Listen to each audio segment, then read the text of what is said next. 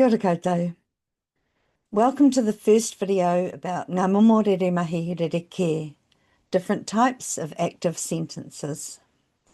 This one is an introduction to Rerehāngū, passive sentences. I'm going to start with a brief recap about the three different types of reremahi that we've covered so far. The sentence structure is exactly the same in all three of these. The main difference between these momo reremahi is the type of tūmahi, or action word.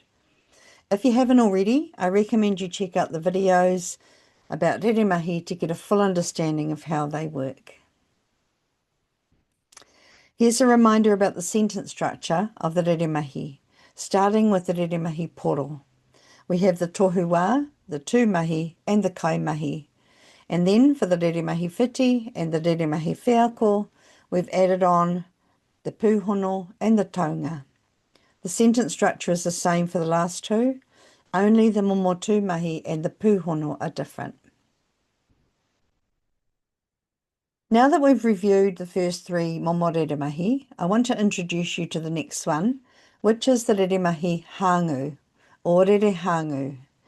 In this type of sentence, the focus shifts away from the action and towards the object of the sentence, or the taunga, the thing that the action is being done to. This is what makes it passive.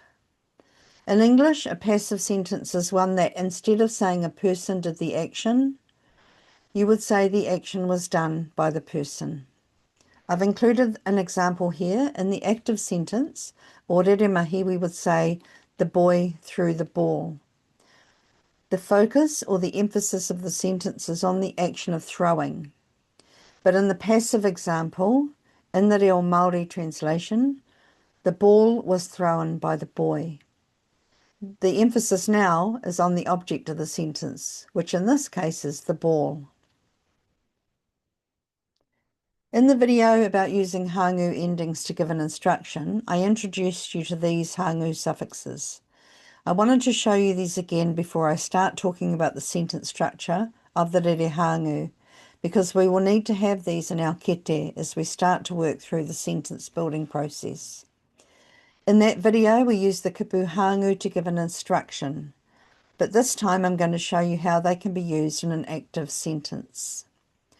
I've added a few examples here of tūmahi that have been changed into a tūmahi Hāngū, just as a reminder of how that works. So here's how the sentence is put together. I'll use the same Reremahi example as before, the boy threw the ball. Let's put that sentence together first in te reo Māori. It's the past tense, so we'll start with e. Next we have the tūmahi, which is whiu, which means to throw, followed by the Kaimahi, which is the boy, and then we'll add in our Pūhono, which is e, and lastly we'll add our taunga, the thing that the action is being done to, which is the ball.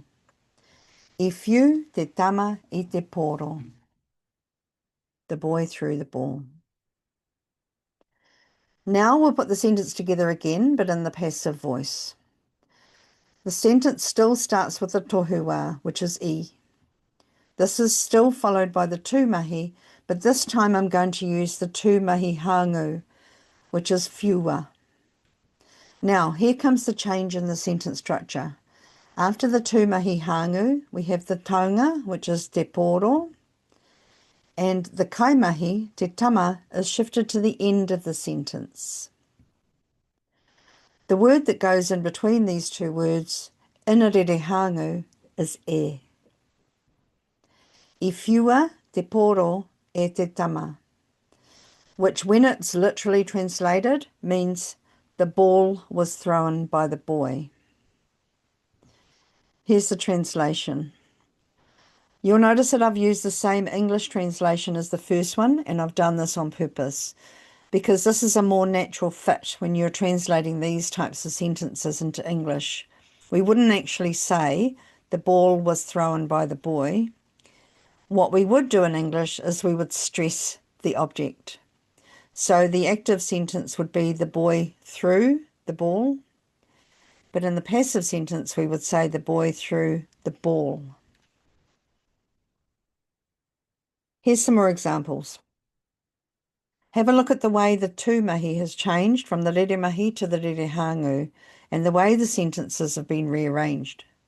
I've highlighted the parts of the sentence where the focus lies in each example too. The active sentence, kua hanga ngā kaihanga I te whare, becomes kua hangaia te whare e ngā kaihanga. I tuku au I te emera, I sent the email, becomes I tukua te emera e au. Kei te mau ngā tamariki I ngā kākahu moe. In the passive voice, kei te mauria ngā kākahu moe e ngā tamariki. The children are wearing pajamas. Here's a practice activity for you to do.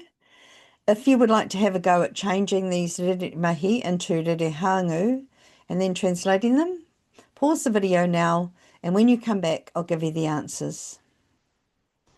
Ka pai, here are the answers. Pause the video if you'd like to write these down. So here we have the 4 types of Reremahi and their sentence structures. The Reremahi poro, Reremahi whiti, Reremahi wheako, and now we've added the Rerehāngū.